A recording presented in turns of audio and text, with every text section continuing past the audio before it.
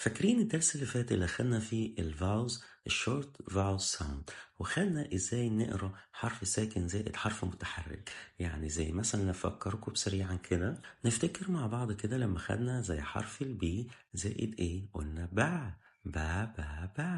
البي ايه به وبعدين بي اي بي عندي البي او با والبي يو هتبقى با.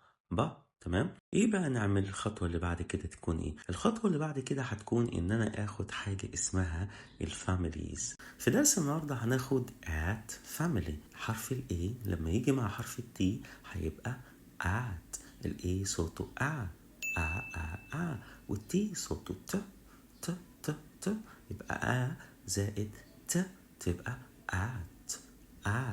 طيب اتفقنا الاي مع التي بتديني at